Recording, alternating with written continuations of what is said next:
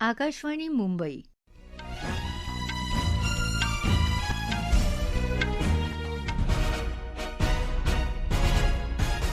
गौरी देशमुख राष्ट्रीय बातम्या देत आहे. ठळक बातम्या. युवा शक्तीला केंद्रस्थानी ठेवून तयार केलेला 3 कर्तव्यांवर भर देणारा अर्थसंकल्प निर्मला सीतारामन यांच्याकडून लोकसभेत सादर. टियर 2 आणि टियर 3 शहरांवर भर दिला जाणार. प्रत्येक जिल्ह्यात मुलींसाठी वसतिगृहांची स्थापना. कृषी, एमएसएमई, पर्यटन क्षेत्रासाठी विविध घोषणा. 1 एप्रिलपासून नवीन प्राप्तिकर कायदा लागू होणार. परताव्याचे अर्ज सुलभ होणार. आणि शेअर बाजारातल्या गुंतवणुकीवर अतिरिक्त करांच्या प्रस्तावामुळे शेअर बाजारात मोठी घसरण. देशाच्या युवा शक्तीला केंद्रस्थानी ठेवून तयार केलेला अर्थसंकल्प केंद्रीय अर्थमंत्री निर्मला सीतारामन यांनी आज लोकसभेत सादर केला. त्यात आर्थिक वृद्धी दर वाढवणं, नागरिकांचं कौशल्य विकसित करणं आणि सर्व नागरिकांना सोयीसुविधा सवलतींचा पुरेपूर लाभ देणं या 3 कर्तव्यांवर आधारित हा अर्थसंकल्प असल्याचं सीतारामन म्हणाल्या. यंदाच्या अर्थसंकल्पात सिटी इकॉनॉमिक रिजन अर्थात शहरी आर्थिक क्षेत्रांचा विकास करण्याची घोषणा अर्थमंत्र्यांनी केली. त्यासाठी प्रत्येक क्षेत्राला 5 वर्षात 5,000 कोटी रुपयांचा निधी दिला जाणार आहे. याशिवाय दुसऱ्या आणि तिसऱ्या श्रेणीतली शहरं, मंदिरं असलेल्या शहरांवर लक्ष केंद्रित करण्याचा निर्णय सरकारनं घेतला आहे. या संदर्भातल्या इतर तरतुदी जाणून घेऊया आमच्या प्रतिनिधीकडून. देशातल्या महत्त्वाच्या औद्योगिक कॉरिडॉर्सच्या जवळ 5 शैक्षणिक परिसर विकसित करायची घोषणा अर्थमंत्र्यांनी केली. विविध विद्यापीठं, महाविद्यालयं, संशोधन संस्था, कौशल्य केंद्रांची संकुलं इथं सुरू होतील असं त्यांनी सांगितलं. स्टेम अर्थात विज्ञान, तंत्रज्ञान, इलेक्ट्रॉनिक्स आणि गणित या क्षेत्रांमध्ये विद्यार्थिनींना सुविधा उपलब्ध करून देण्यासाठी प्रत्येक जिल्ह्यात एक महिला वसतिगृह स्थापन करणार असल्याचं अर्थमंत्र्यांनी जाहीर केलं. मुंबईतल्या इंडियन इन्स्टिट्यूट ऑफ क्रिएटिव्ह टेक्नॉलॉजीजच्या माध्यमातून 15,000 माध्यमिक शाळा आणि 500 महाविद्यालयांमध्ये एव्हीजीसी कंटेंट क्रिएटर लॅब सुरू करणार असल्याचं त्यांनी सांगितलं. सेवा क्षेत्राच्या विकासासाठी शिफारसी करण्याकरता शिक्षण ते रोजगार आणि उद्योजकता यावर एक उच्चाधिकार समिती स्थापन केली जाईल.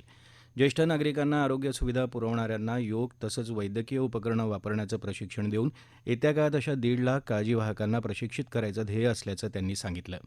आयुर्वेदाला चालना देण्यासाठी 3 नव्या अखिल भारतीय आयुर्वेद संस्थांची स्थापना केली जाईल. पशुवैद्यकीय क्षेत्रात उत्तम मानवी संसाधनं विकसित करण्यासाठी खाजगी क्षेत्रात पशुवैद्यकीय आणि निम्न पशुवैद्यकीय महाविद्यालयं, रुग्णालयं, निदान प्रयोगशाळा स्थापन करण्यासाठी कर्ज आधारित भांडवली अनुदान सहाय्य योजना सुरू करणार असल्याचं त्यांनी नमूद केलं. सध्याच्या national council for hotel management and catering टेक्नॉलॉजीचा दर्जा वाढवून नॅशनल इन्स्टिट्यूट ऑफ हॉस्पिटॅलिटीची स्थापना करायचा प्रस्ताव आहे. निवडक 20 पर्यटन स्थळांवर 10,000 गाईड्सकरता प्रशिक्षण अभ्यासक्रम, वाघ आणि इतर वन्यजीव प्रजातींचं संरक्षण संवर्धन, पुरातत्व सर्वेक्षणाची 15 स्थळं पर्यटकांसाठी खुली करणं, पुरातत्व विद्या अध्ययनासाठी आधुनिक तंत्रज्ञान, प्रयोगशाळा आणि मार्गदर्शनाची सुविधा उपलब्ध केली जाणार आहे.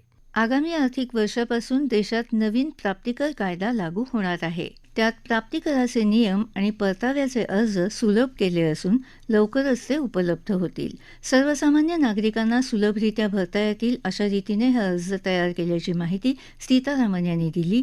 करासंबंधीच्या विविध घोषणा जाणून घेऊया आमच्या प्रतिनिधीकडून.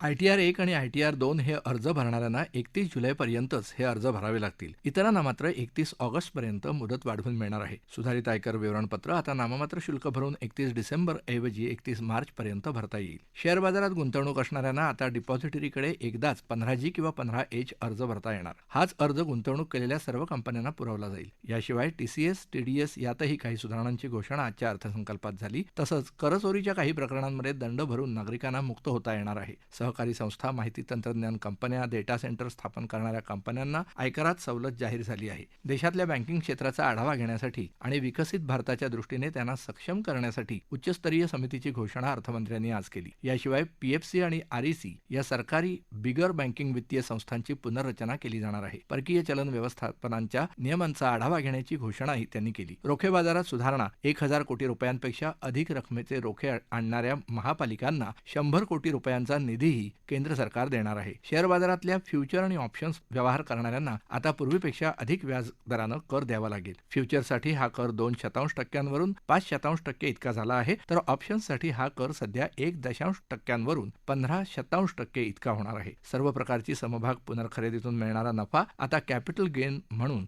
गृहीत धरला जाणार आहे. मत्स्य निर्यात, चामडं आणि वस्त्रोद्योगाला निर्यातीसाठी विविध प्रकारच्या कर सवलती अर्थमंत्र्यांनी आज जाहीर केल्या. या उद्योगांसाठी लागणाऱ्या काही वस्तूंच्या आयातीवरही कुठलाही कर लागणार नाही, असंही त्यांनी आज जाहीर केलं. अणुऊर्जा प्रकल्पांचं साहित्य, लिथियम आयन बॅटरी, सौर उपकरणांच्या निर्मितीसाठी लागणाऱ्या वस्तू, दुर्मिळ खनिज, विमान निर्मितीसाठीचे सुटे भाग आयातीवरच्या शुल्कातही आज सवलत जाहीर झाली. मायक्रोवेव्ह ओव्हनसाठी लागणाऱ्या काही वस्तू मूलभूत उत्पादन शुल्क मुक्त झाल्यामुळे स्वस्त होणार आहेत. व्यक्तिगत वापरासाठी आयात केलेल्या वस्तूंवर आता 20 ऐवजी 10% इतकं आयात शुल्क लागेल. त्याचवेळी कर्करोगाच्या 17 औषधांना सीमाशुल्कातून सवलत मिळाली आहे. सीमाशुल्कासंबंधीच्या विविध प्रक्रिया तसंच कार्गो हाताळणीची प्रक्रिया सुलभ करण्याची घोषणाही अर्थमंत्र्यांनी आज केली. या राष्ट्रीय बातम्या आकाशवाणीच्या मुंबई केंद्रावरून देत आहोत. सूक्ष्म, लघु आणि मध्यम उद्योगांना मदत करण्याच्या उद्देशानं सरकार दुसऱ्या आणि तिसऱ्या श्रेणीतल्या शहरांमध्ये कॉर्पोरेट मित्र ही व्यवस्था उभारणार असल्याची घोषणा सीतारामन यांनी केली. कॉर्पोरेट मित्र या व्यवस्थेअंतर्गत सूक्ष्म, लघु आणि मध्यम उद्योगांना नियमांचं पालन करण्याची प्रक्रिया परवडणाऱ्या दरात पूर्ण करण्यासाठी मदत पुरवली जाईल, असं त्यांनी सांगितलं. ही व्यवस्था उभारण्यासाठी अल्पमुदतीचे अभ्यासक्रम आणि प्रात्यक्षिक साधनं तयार करण्याकरता सरकार ICSI आणि ICMAI यासारख्या व्यावसायिक संस्थांना सहकार्य करणार आहे. सूक्ष्म आणि मध्यम उद्योगांना चॅम्पियन म्हणून विकसित करण्यासाठी 10,000 कोटी रुपयांच्या विकास निधीची घोषणा त्यांनी केली. या उद्योगांना आधार देण्यासाठी येत्या आर्थिक वर्षात आत्मनिर्भर भारत निधीत 4,000 कोटी रुपये अतिरिक्त तरतूद होईल. तसंच जोखीम भांडवल पुरवण्यासाठी 2,000 कोटी रुपयांची आणखी भर घातली जाईल, असं सीतारामन म्हणाल्या. कृषी क्षेत्रात उत्पादन वाढीसाठी नारळ प्रोत्साहन योजनेसोबतच चंदन आणि अक्रोड यासारख्या उच्च मूल्य पिकांसाठी मदत पुरवली जाईल.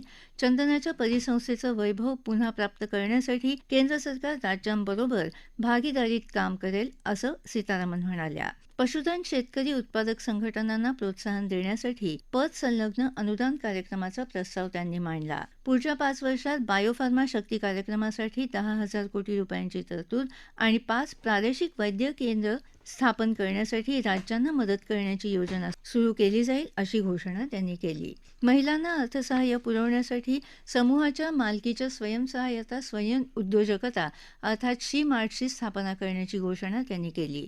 खादी, हातमाग आणि हस्तकला क्षेत्राला बळकटी देण्यासाठी आणि त्यांना जागतिक बाजारपेठेशी जोडण्यासाठी ब्रँडिंगसाठी महात्मा गांधी ग्रामस्वराज उपक्रम राबवला जाईल, असं त्यांनी सांगितलं. देशभरात दळणवळण सुविधा मजबूत करण्याच्या उद्देशानं विविध महानगरं जोडणाऱ्या रेल्वेच्या 7 हायस्पीड कॉरिडॉर्सची घोषणा केंद्रीय मंत्र्यांनी केली आहे.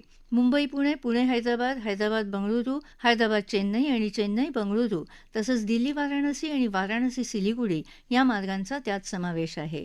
अर्थसंकल्पानंतर देशातल्या शेअर बाजारात मोठी घसरण दिसून आली. सध्या सेन्सेक्स 900हून अधिक अंकांनी घसरून 81,300 अंकांच्या आसपास व्यवहार करत आहे, तर निफ्टी 300हून अधिक अंकांनी घसरल्यानं या निर्देशांकात 25,000च्या आसपास व्यवहार सुरू आहेत. 2026-27 या आर्थिक वर्षासाठी 53 लाख कोटींचा केंद्रीय अर्थसंकल्प आज अर्थमंत्री निर्मला सीतारामन यांनी लोकसभेत सादर केला. या वर्षात सरकारला 36 लाख कोटी रुपये एकूण महसूल मिळेल. त्यातले 28,70,000 कोटी रुपये कर वसुलीतून मिळतील. 2026-27 या आर्थिक वर्षात वित्तीय तूट चालू वर्षीच्या 4.4% कमी म्हणजे 4.3% राहील, असा अंदाज अर्थसंकल्पात व्यक्त केला आहे. कर महसुलातला 1,40,000 कोटी रुपयांचा वाटा राज्यांना देण्यात येईल. त्यात विविध अनुदानांचा समावेश असेल, असं अर्थमंत्र्यांनी सांगितलं. आगामी आर्थिक वर्षात कर्ज आणि जीडीपीचं गुणोत्तर 55.6% राहील. चालू आर्थिक वर्षासाठीचा कर संकलनाचा सुधारित अंदाज 34 लाख कोटी रुपये तर व्ययाचा सुधारित अंदाज 49,60,000 कोटी रुपये असा व्यक्त केला आहे. संरक्षण विभागासाठी यंदा 5 लाख कोटी रुपयांची तरतूद प्रस्तावित आहे. ठळक बातम्या पुन्हा एकदा. युवा शक्तीला केंद्रस्थानी ठेवून तयार केलेला 3 कर्तव्यांवर भर देणारा अर्थसंकल्प निर्मला सीतारामन यांच्याकडून लोकसभेत सादर. टियर 2 आणि टियर 3 शहरांवर भर दिला जाणार. प्रत्येक जिल्ह्यात मुलींसाठी वसतिगृहाची स्थापना. कृषी, एमएसएमई, पर्यटन क्षेत्रासाठी विविध घोषणा. 1 एप्रिलपासून नवीन प्राप्तिकर कायदा लागू होणार. परताव्याचे अर्ज सुलभ होणार. आणि शेअर बाजारातल्या गुंतवणुकीवर अतिरिक्त करांच्या प्रस्तावामुळे शेअर बाजारात मोठी घसरण. याबरोबरच आकाशवाणी मुंबई केंद्रावरचं हे राष्ट्रीय बातमीपत्र संपलं. पुन्हा भेटूया दुपारी 3 वाजता आकाशवाणी मुंबईच्या प्रादेशिक बातमीपत्रात. नमस्कार.